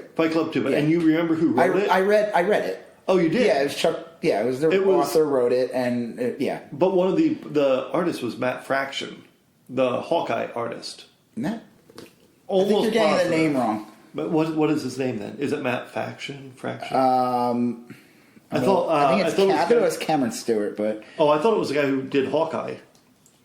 Now, I could be wrong because I wasn't aware of the graphic novel series. Yeah. And Cameron Stewart's the illustrator. David W. Mack is the guy who does the covers. Oh, okay. And the writer was Chuck Palahniuk. And Matt Fraction wasn't involved in it at all? Matt Fraction's a writer. Yeah. He doesn't draw. I thought he was involved in the Fight Club. Maybe I could be wrong. Maybe he said I liked it. I read it and I liked it. All right, so did the graphic So it takes place series? 10 years later. I read it. It didn't have the same gravitas. Well, you're reading it. It's 10 issues. You're reading it over 10. I'm not reading the graphic novel in one sitting. I'm reading it as a 10-issue series. Okay, so you month to month. Yeah. And was it good? I mean, it's okay. Yeah. I think it starts out better. It gets really goofy in the end. The author shows up in the end, and once he shows up, it's this is too silly at this point. I mean, it's already a comic, but it gets really crazy. It's definitely worth the read. Right. It's not required. Yeah. It's and they made a third one. They're making a third one. It's coming out now. I'm probably not going to get it. I don't know. Yeah. Second look, but so basically, it begins with him, the narrator. I think he still doesn't have a name. Okay. And he's popping pills every day to basically repress his... To keep Tyler at bay. What they call it? Dissociative identity disorder. Yeah. Yeah. To keep Tyler at bay. And he has a kid. He's married to Marla. But the joke was that Marla was not attracted to him. Yeah. Marla was attracted to Tyler. Right. But they still together. Okay. And they have and the funny thing is they have the home, suburban home. Right. Tyler's just getting out though. He's starting to he's not taking. He's coming back. He's coming back. So I don't remember the story. I don't remember the story 100%, but again, it's the same. Sure. The house shows up again, and it kind of builds it up. But if you like Fight Club, it's worth reading. Sure. It's not going to change your life. Yeah, yeah. I got that sense when I saw that they had made a series. I was like, I should check that out, and then I was like, well, I don't know. I kind of like Fight Club a whole lot. as Yeah. it is. You know what I mean? Yeah, you don't need it. It's like Star Wars, It's like you watch the movies, and there's some people want to read the books and read the comics, Yeah. but the funny thing is, the people who read the books and the comics get mad when the movies don't associate anything with them, and it's like, well, sorry. If I was working on the movie and someone's like, well, in the fourth book of the Solo series, this happened, I'd be like, yeah, I'm making a movie. 40 people read that book. And the majority of people are going to see this movie and never read that book. Well, I thought with Star Wars, and we've talked about this before, Star Wars, the original series trilogy, did such a great job with dropping little hints that suggested vast worlds that were worth exploring. Throwaway lines. Yeah. If the movie was not as big of a hit, those lines would mean nothing to you. The Clone War, when they mentioned the Clone Wars, when I first saw it, I was like, I must know about the Clone Wars. But if the movie was a bomb, you wouldn't even know what a Clone War was. But conversely, Fight Club, the ambiguity was so important to the story, and it needed to stay ambiguous. Right. It ends with him holding her hand, but again, the destruction's done. The building's full. Right. He may have stopped Tyler, and maybe some people lived more. Maybe he might have saved some lives. But, okay, so the difference between him and, here's a good example. We were talking about this earlier today. Yeah. About that guy Gavin, who's removed himself from the Proud Boys. Right. So the Proud Boys lately have been, causing trouble. Now, I know that some of you will be like, well, Antifa's just as bad. Well, I'm not part of Antifa. We're not talking about good-natured trouble like the Duke Boys. Yeah. Used to get Duke Boys who use that Confederate flag. Right. Like those. The good old boys. They didn't up to no harm. Never mean it, Never mean no harm. Beats all you ever saw. Okay, so, yes, the Proud Boys. So, I mean, again, I'm not going to get into it about them. Whatever. They're just, it's almost like if you needed a cartoon example, a realistic but cartoonish example, distortion that exists today of Project Mayhem, it's probably them. They're the closest thing to an actual. Now, again, depending on what political spectrum, I'm sure there'll be people who would be impulsively say Antifa. I'm like, we're not talking. No, but we're not. Because, you're right. That's what another person might say. Yeah, they would. They just, that's the reflex. Right. Everybody's got their little corner of the spectrum. So, what about Antifa? What about emails? What about her emails? We're talking about Proud Boys. What about her emails? Right. Well, in Benghazi. Benghazi. So they were getting into fights with people. They were starting trouble. Yes. Gavin, unlike the narrator in Fight Club, who tries to risk his life or whatever it is in his perspective, his corner of his personality, of his own fucking body. Because again, remember, he is two different people living in that body. Yeah. Even though you still see, he's still not a good guy, but regardless, there is a conscience in this personality that realizes something wrong. Gavin McGinnis is just trying to protect his brand. So he went on TV recently, or not TV, or whatever his show, because he was starting to get deplatformed, and he was like, with his strong Canadian accent, I am no longer associated with the Proud Boys. I don't know. That's a hard hoser.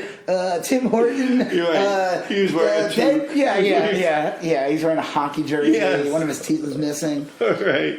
Filling up his car with a couple liters of gas. Oh, hold on. I am not part of the Proud Boys. You hoser. And it was just like, no, you really there's weren't. Videos of you it's pretty clear. Telling people to beat the shit out of people, saying racist shit. Yeah. And people could say, oh, well, you're not listening to the context. What's the context? I don't need to. But even, I listened to it, and it's still racist. Fair point. But, so this guy is not the narrator. He's not trying to protect anybody. No, he's trying to protect himself. He's trying to, and if anything, if I was a Proud Boy, if I was a proud little boy. The name itself is like... Oh, look at you proud little boy. It's like someone who just recently achieved potty training. Yeah. Aren't you a proud little boy? I wiped my butt today. With the Mona Lisa. She potty training. You're a proud little boy. I'm so proud of my little boy. Yeah. And my little man. We should call it. I'm going to start a group called My Little Man Club. That's what he's calling my son. I'd say my little man over there. Yeah. My little man. And instead of it's an endearing, and because the Proud Boys have their logo's like a cock. Not like a dick. Oh, like a rooster. Like a rooster, yeah. Sure. Yeah. But we know what they're implying. Yeah, right. Mine would be like a little chickadee with his arms up, making big muscles. Little chickadee, because he's a proud, because he made his first poopy in the potty. Good job. Now go cause some trouble. Right. Let's go start some racist shit. You Start scale. fighting. Go start some trouble with those libtards. Oh, that's the other word too. Yeah. Oh, libtard. yeah. Yeah, I forgot that one. Right. That one bothers me a little bit. Just does it? Doesn't bother me. It bothers me in the sense that, like, I don't know. I find that the suffix of part. that to be a little like I don't know. That's abrasive to me. It's like. But yeah. Well, clearly, because you're a soy boy beta male. Yeah, right. Well, as a soy, but you know what I love? If you watch Always Sunny? Yeah. Did you watch any of this season's? No, I haven't. I haven't watched it in all right. about 2 years. This season was awesome because it wasn't on they missed a year. I think scheduling. So yeah. So like D. They like use some of those within the 2 years like words like soy boy and all sure. that. So one of the episodes, she just keeps calling people that. It's so, it is hysterical. Why it's funny is because they're horrible people. Right. Well, so it makes sense that a character like that would call someone a soy boy beta male. Like they're not like these words are not being celebrated. Right. Like, it's funny because just 5 minutes ago I said I don't need to know the context, and you were like, well, but and you're right because within the context of that character, yes, they're clearly. They're all sociopaths. They're horrible. Yes, they're horrible people on that show. Like that's the joke.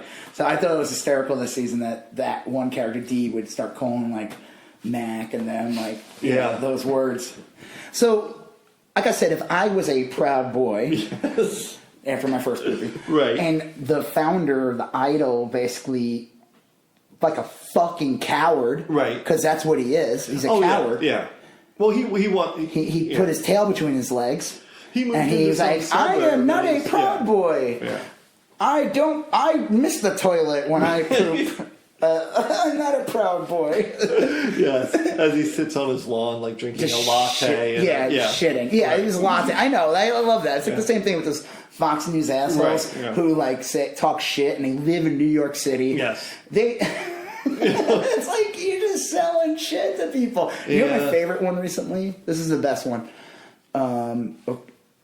Fox News' new obsession is attacking AOC. Ocasio. Oh, yeah. What's her name? What's the full name? We could just say AOC. You know what it is. I wish I knew it. Ocasio. Cortez. Right. Yes. Yeah. I missed the first. Her dancing. Oh, it drives them nuts. Oh, that dancing. That joy. Yeah, I love that. It was so funny. They thought they got her there. They hear joy in Whoville. Instead, you just know they're all obsessed with her. They're all like, I hate her so much. I hate her so much. They do. Yeah, they got so mad. The dancing really riles them up. Oh, they were really mad about that dancing. And the second one with the finger shaking, what? Yeah. Oh, yeah. Well, she did a remake of it. Oh, that's right. She made fun of them. Yes. Yeah. Because she's smarter than that. She's not going to fall for that shit. No. So, but one of the things they criticized her for, and again, this is Fox News. They're all in New York City. They're all rich fucking people. They're all making, even the lowest people ever in America, 6-figure salaries. Right. They're, attacking her because she's paying her. She, said, anyone who's working for me. $50K, Yeah. And she has the budget for it. She's not taking money from this or anything. She's just paying the top people a little less and the bottom people a little more. Right. Same amount. And they're like, this is communism. And I'm just like, who's sitting at home right now? Right. Who's just a regular Joe and sitting there going, oh, wow, she's paying her employees well. Right. This is communism? What, you have to be so dumb or so full of the Kool-Aid that you don't sit there and go, holy shit, my job pays me shit. Right. This woman's paying, and then this network's saying that it's communism? Yeah. That doesn't make any fucking sense. It really doesn't. I don't know. I don't know. I'm sorry. It's the same. No.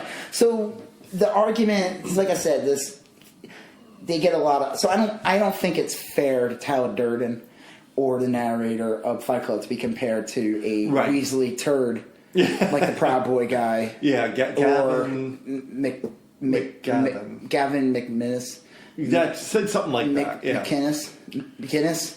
He drinks Guinness all the time. Something like that. He's always got a Guinness in his hand. Oh, mercy. Guinness is like, please stop holding that Guinness It's in front of the like, camera while you say the N-word. Right. Please, you're hurting our brand.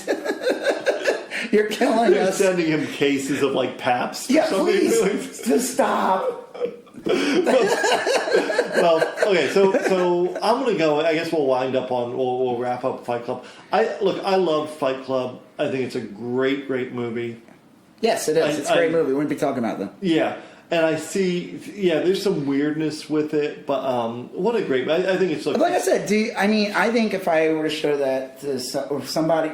Yeah, I wouldn't show it to my kid. He's too young. He would no, like, well, right. He's only 8. But if I was like, I don't even know if I would ever even show it to him. I don't know if I even suggest it. But like I said, if I was like 18, I watched it today. Yeah, I would. Who knows? I'm not 18 though. Sure. What they're raised on something that like they had iPads like their whole life. Yeah. I mean, the iPhone's been around for 10 years. It's been there for the majority of their life. You know, in their mind, they probably would be so disassociated to this movie that it wouldn't even. They would think it was old. Yeah. I just personally think when I look at it, and maybe I'm looking at it because I'm an old fart. Well, but maybe this movie is really 20 years old. I don't know. I taught high school recently, like within the last few years. I was teaching high school, and I have a pretty good beat on like what kids think or how they respond to stuff. I mean, I don't pretend to know it super well, but I think I have a decent sense of it, and I think that like most teens today would love Fight Club. I think they would perceive it differently than we do. I think you're right. I think some of them would come out of it and see it as a celebration of like, anti-cuck culture. I guess. I think some of them would just love the fight scenes. Yeah. I think that if you take it as just a film, it's a real cool movie. Yeah. Like let's say stylistically, I mean, it's David Fincher. He makes great movies. Like I hated The Social Network. Oh yeah, You know why I hated it? Okay, I'll tell you why I fucking hated it because. Let me tell you why. Well, Let's sit down. Let me tell you why I hated it. Okay, so because it was a stylish, cool movie, I hated it because it was fucking really. In the end of the day, it was just an ad for Facebook. It was, even though no matter what's his face is the hero of the movie, regardless of if he's a piece of shit or not. He's Zucker. A flawed hero, is what they would call it. He's a flawed hero. Because in the end of the day, you still root for him. You still want him to obtain control of Facebook, even though in reality he fucking stole it, and he screwed his partner. Yep. But do you notice, like, okay, so the funny thing about that movie is, throughout the whole movie, they say certain key words. It really is an ad for Facebook. Oh, yeah. Because he keeps talking about how his concern with Facebook is he wanted it to be cool. I want it to be cool. I want it to be cool. They're like, let's have banner ads. No, I want Facebook to be cool. Right. Which was like such a distortion. And it is not what Facebook is now. Facebook is not cool. Facebook is all ads. Facebook has sold your identity. Oh, yeah. And everything. But this movie came out like in 2000. I was living in Chico, California, so I know it came out at least in 2009. I saw it with Amanda, I think, my wife, and so I was living in Florida. I just remember the trailer had that awesome... 2010. Oh, yeah. It had a great choral version of Radiohead's Creep. When they show all the pictures of people and everything. And it was amazing. It was such a great... They were building it up to be anti-Facebook. But it wasn't. No, you're right. It was 100% agree with you. It was a bullshit scam. You watched it. It was a bait and switch. You were watching a really cool ad. And in the end of the movie, he really just wanted to be with that girl in the end. Yeah. He didn't get her. That was bullshit. But, I love the movie. Look, I really enjoyed it. I liked it. It hit a lot of good buttons for me. But do you know what I mean? Like I said, I recognize it's a good movie. I recognize all that. But that's why I hate it. Because in the end of the day, it is a vehicle. It is a very well done, artistic, it was cool commercial. It's like the criticism of the recent Netflix series on Ted Bundy, where they I didn't see it either. But I know what you're talking about. A lot of people say they didn't like it because it kind of humanized Ted Bundy. But did someone, again, to quote someone else, and I don't know the name, they said that they saw it as almost like a good thing because it was like to show that people who are this charismatic, you need to watch out. Oh, yeah. Well, look, that's probably the most dangerous thing. It's like a charismatic... That's how Jim Jones got people to go down to Guyana, and that's how Durden started. Fight Club. Fictional character. Right. But Fight Club is one of those weird movies where it works so well as just a film. So like when you when you watch Fight Club and then like you know he okay, so it's almost like believable as someone who's like a Brad Pitt character. He's able to get all these people. Oh yeah, but he's not that character. He's Edward Norton. Edward Norton. But I guess he's just so charismatic because he sees himself. He acts when he is Tyler Durden. He is acting as if he does have this six-pack and he does have the model good looks that the personality outweighs. I mean, it is a fantastical film. It's not real. Yeah, but I always thought like when that guy wrote Fight Club, he said that the genesis of that movie or that short story was that he went camping with some friends and he got in a fight, Chuck Palahniuk or whatever, and he got in a fight and he got his face busted up. And he went to work the next day. He had a regular job, and no one asked him about his busted up face, and he thought that was really strange that like. No one even bothered to ask him, like, what happened to your face, Chuck? Or, you know, what happened to this or whatever. And he said that, like, that alienation, like, really spoke to him. And that's why he wrote the story. Yeah. And so in Fight Club, the story, or the novel, it's like, everyone wants to do this, but, like, no one wants to talk about it. And Tyler Durden is the narrator's vehicle for talking about it. Right. And once he did, everyone bought in. Everyone's like, "That's me too. Well, I want in." The funny thing is that if you were to go by incel thing, well, you know, they have these terms like one of them's a Chad. Ooh. Okay, so they have like. Yeah, I've never heard that. Okay, so if you What's read a Chad? up on it, a Chad would be basically a Brad Pitt. So their whole thing is that like. Does it come from the name Chad, or is it like a hanging Chad reference? I don't think it's an acronym. I think it's just like it's like a douchebag name. It's like a Chad. Chads get all the girls, you know. Yeah. And they're like losers, so they like they like each Biff, other out, like from back in the day. Yeah, I guess you know it's like the '80s bad guy in a high school movie, you know. Yeah, Biff. But like well, no, I would say more like what's his face from just one of the guys. No Pain, No Gain. No, James Spader was not just one of the guys. Who is the kid? Bad He's guy? the kid from Karate Kid, the bad guy. Yeah, yeah, him. Right, I know William Zabka. Right, like that kind of more like. Sure. Biff is like just an asshole. Like Biff is not a like prototypical frat. Yeah. Biff is just a cartoonish bully. This is more like a Chet from Weird Science. No. I think you're thinking like a Chad would be considered someone who's like. Everything's coming to them. Life is great. Yeah. They got the good looks. They get girls. They don't have to do much and everything. And that's what the insults. So I think it's kind of funny. I'm trying to think like, okay, maybe Edward Norton's character looking like Edward Norton, even though he's acting like Tyler Durden, but he looks like Edward Norton, that would appeal to average people more. Because if like some hot model dude came up to you and started talking about a club, you'd be like probably almost intimidated. You'd be like, I'm a pudgy little dude. Right. You know, I can't join this. Just a proud little boy. I'm just a proud little boy. I haven't made my first BM yet. But you know what I mean? Like, it's almost like, but he's charismatic. He acts like Tyler Durden, but he looks like Joe Schmo. And that almost makes sense in a way. It does. He would be able to lure people in, more average people, regular people. Now, if he was trying to get like higher up people, then he would have to look like Brad Pitt. Right. Huh. That all tracks. Does it? It does. I don't know. It's a weird. Now I've just given an alternate. Cracking up. Good job, little Timmy. You took your first dump. Yeah. Now learn to wipe yourself. Right, and then eventually you'll be able to move out of the house. years. I just picture like the Proud Boy has like a little beanie with the helicopter on it. The propeller. Yeah. Diaper, bow tie. Yeah, like Elroy from the Jetsons. Yes, his boy Elroy. Yeah. Bob's Big Boy. All right, so I think that's it. That's Fight Club, right? Yeah, that is Fight Club. All right. So, I don't know. I mean, we'll probably just talk about another movie that's 20 years old. Yeah. Well, there's so much to choose from. I mean, the last few times we had kind of like settled on it quickly. But I mean, we both liked that movie. Yeah.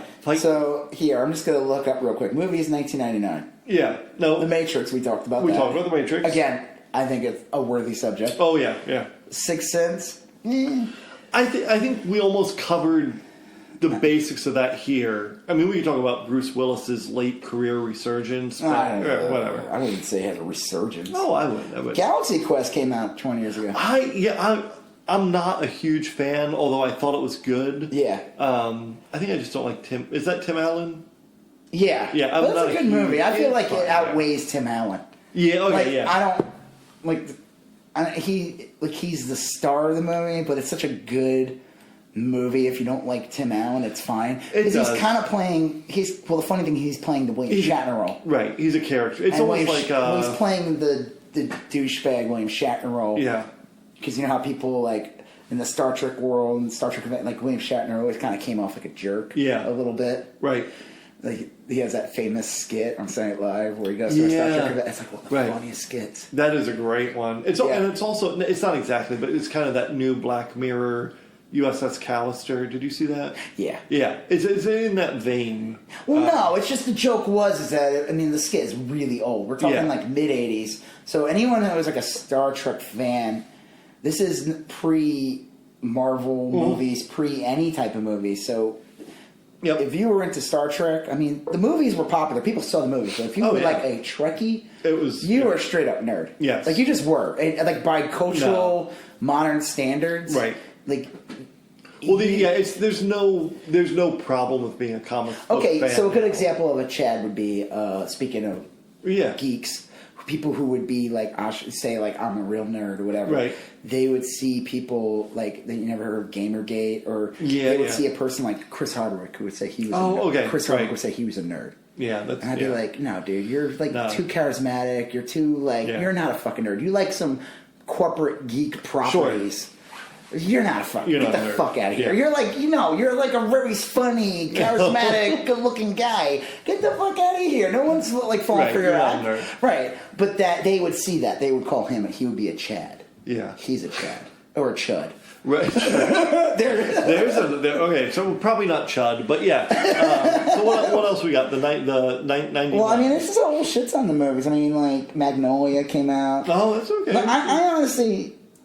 we'll see. I don't know what we'll talk about next. Yeah. Well, I don't know what we're going to talk about next, but I do definitely want to do an episode 1 discussion. And like I said, I feel like, it's no one's talked about it. No, that's just miles. I feel like there's so much, yes. Unfilled earth. Yeah, so much content has not been touched. Like, no one's made fun of that kid. Well, have you ever thought that maybe there's some problematic issues with the way the Trade Federation was portrayed in there? I don't know. I'm going out on a limb here, but I really didn't like how the trade. I felt like they were given a bad rap. Yeah, right. They're just trying to make a deal. Yeah, in the galaxy, monetary policy, far away, long time ago. And I feel like it's like the tariffs with Trump. We could tie those together. Yeah. Trump's tariffs and the Trade Federation. It's prescient in some way. It is. It's like we're living it right now. All right, I'm Rob Israel. I'm Joseph K. And we're still going on about that. There we go. We screwed this up at the end. All right. Yeah, bye. We're still talking about that. Yep. Bye. Well, no. It was you still going on about that. Oh, my God. You keep saying you're still talking about that. Okay.